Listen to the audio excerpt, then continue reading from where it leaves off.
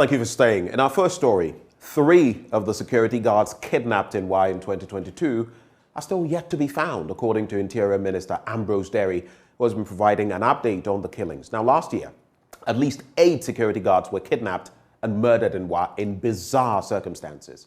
Ambrose Derry says 27 suspects were arrested, out of which 8 were discharged on the advice of the Attorney General, with the rest still being prosecuted. Following the disappearance of 5 night security guards who were kidnapped by their assailants at different locations and subsequently murdered within the WAP municipality, a special intelligence-led investigation led to arrest of 27 suspected persons in connection with the kidnap murder. Out of the number arrested, 8 suspects have been discharged per the Attorney General's advice. 15 suspects are on court bail, awaiting the Attorney General's report of advice. Now, the current situation is that the police is yet to locate and identify 3 other missing security guards, namely Alasan Yaya, aged 53, Sanwini Camilos, 42, and Dadigbe Kwame, aged 57. Currently, Mr. Speaker, there are about 300 operational policemen on the ground, performing day and night mobile and foot patrols, including motor patrols. Police intelligence is also working around the clock for clues that will lead to the arrest of the perpetrators. Well, in a related incident, a 24-year-old dealer in second-hand clothing has gone missing for close to 7 weeks after he was arrested by persons identified as police officers. Eyewitnesses say 3 of the men who arrested Razak Kasim at his premises at Ebuakwa in the Ashanti region were in police uniform and armed. The family of Razak has, however, combed several police stations in the region with no hope of where their relative is being kept. Nana Yaujima caught up with the stranded mother of the suspects who had traveled from Techiman to Kumasi in search of her son and filed this report. Razak Kasim was picked by 6 armed men believed to be police officers on January 12, 2023.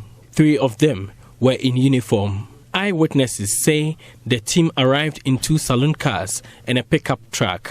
All vehicles had no number plates. One other, who is said to be an accomplice of the suspect, was shot at the scene. They say no reason was given for the arrest. They say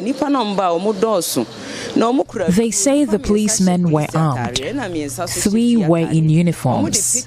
They came in 2 white saloon cars and a pickup truck. They threatened whoever went close to inquire about the arrest. They didn't mention to the residents of the house where they were taking him, but I followed up at the central police station and even to the prison, but couldn't find my son. The suspect, Razak, is said to have traveled from Techiman to Kumasi to deal in second-hand clothing. His mother, Amina Audu, who lives in Techiman, has shuttled between Kumasi and Techiman for the past month, visiting police stations in search of her son.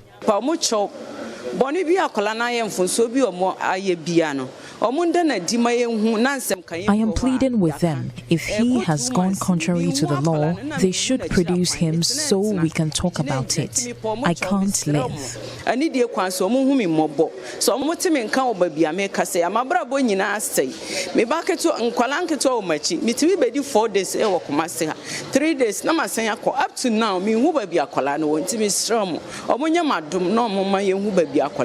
According to her, a policeman who works at Nkwanza in the Bono East region is the only known face among the policemen. Eyewitnesses tell me the only person they could identify is a police officer who works at Nkranza. They say he had come to his parents at Ibuakwa to treat an injury. He said my son's friend was on their wanted list, so he followed his colleagues to make the arrest. I hear they shot the boy and carried my son with them.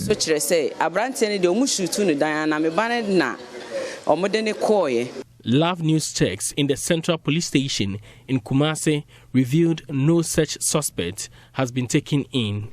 The mother is asking police to help locate her first child. For Joy News, Nanaya Ochima, Kumasi.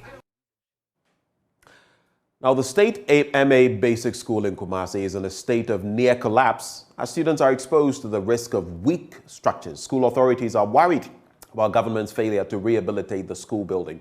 They want its reconstruction done to avert any future inconvenience. Love FM's Nanabwache Yadom now reports. The State MA Basic School at Bantama in Kumasi was constructed in 1940. The school has over the past 70 years seen no major renovation. The school block has been deteriorated and in a near collapse state. Most classrooms have been locked due to the threat it posed to students. So this is a portion of the basic school near collapse. This block has been declared a danger zone by school authorities. About 10 classrooms are being locked up considering the threat it poses to students. Major parts of the building are tarted with ripped off roofs. This has attracted encroachers to claim several lands of the basic school. So behind me is the wall of the Adventist Senior High School, Bantama. Ordinarily, the wall should exceed where the yellow bars is, but they have encroached major parts of the primary school lands. The school, which could accommodate about 800 students a year, currently has 100 students as anxious parents continue to redraw their wards. Chairman of the school's management committee, Peter Kwesi-Pepra Jemfi, is worried about the neglect. The foundation of the building is near to collapse, and even the roofing, some of the roofings have been taken off. So considering all these things, we won't allow the people to come and sit inside and study, because it's not even advisable for us to allow the students and the teachers to enter and study. The state of the school, if care is not being taken, if no action is being taken, we will wake up one day and hear that there is a kind of other tragedy or something that we are not expecting. I won't stand here and say I'm a prophet of doom to bring any bad news or talk of bad news about the school. But if care is not being taken and if immediate action is not being taken, I'm afraid to say something bad will happen to this school. So I'm appealing to the MP, who is also a product of this school, Honorable Asenso Boachi, to come into our aid and rescue the school. The accountant of the school's management committee, Bosiam Ponsa Mensa, called on the government and alumni of the school to come to their aid. Regional Minister, we are appealing to Regional Minister. The 2-4 completed this school. He came to state primary, state SHS. We are appealing to him. Mr. Charles Rekubrobe Tarzan is also an old student here. Mr. Alan Chamaten is an old student here. A lot of people. We are pleading to all old students of state primary, state schools to come to the aid of the school, to come and then help raise the image of the school. Some students also pleaded for the renovation of the school building. The building is not good. I am afraid of the building can break. When I come inside today, I am afraid. If I am sitting inside today, I am not comfortable. We are pleading with government. Please come and face our school for us. We are scared. So among the about 20 classrooms here at the State MA Primary School, this is the only surviving classroom, as other classrooms poses threats to the lives of students. For Joy News, Nana Bwache Dankoyadom reporting. Let's talk health now, and workers across the country have been entreated to cooperate with one another in the discharge of their duties while abiding by the ethics of their professions. This, according to a former director of technical coordination at the Ministry of Health, Dr. Martha Jensa-Lutrod, would ensure that the best care is delivered to clients at the health facilities. She was speaking at the UHAS White Coat ceremony. 110 students who completed their preclinical training took part in the White Coat ceremony, which symbolizes the beginning of the clinical phase of their training. They include 39 students from the School of Pharmacy and 71 students from the School of Medicine.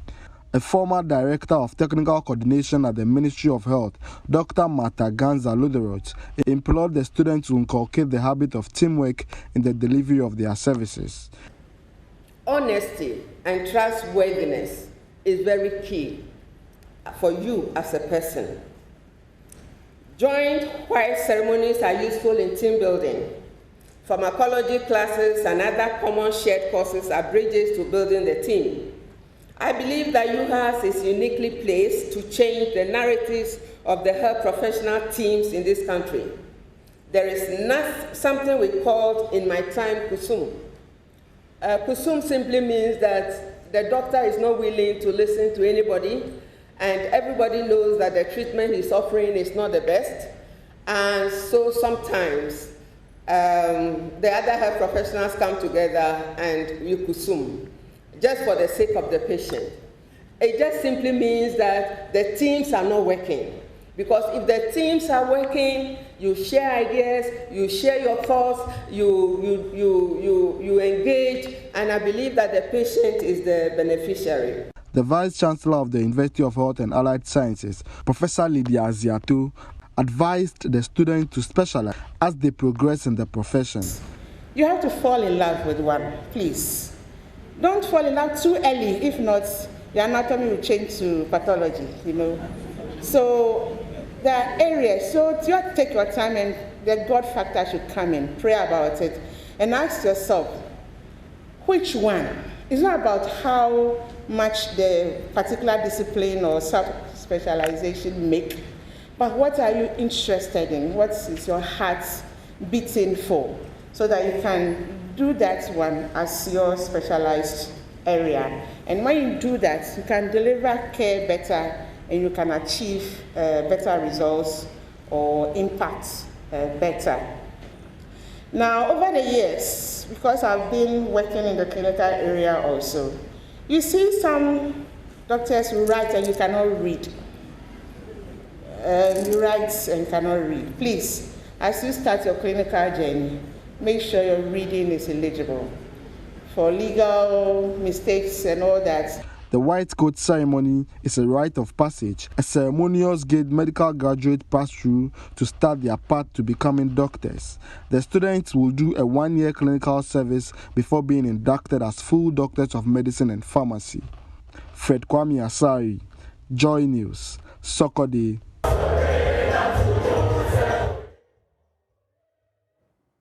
On that white doctoral note, we cap off the news. But stay with us. Up next, the news review. We'll be right back.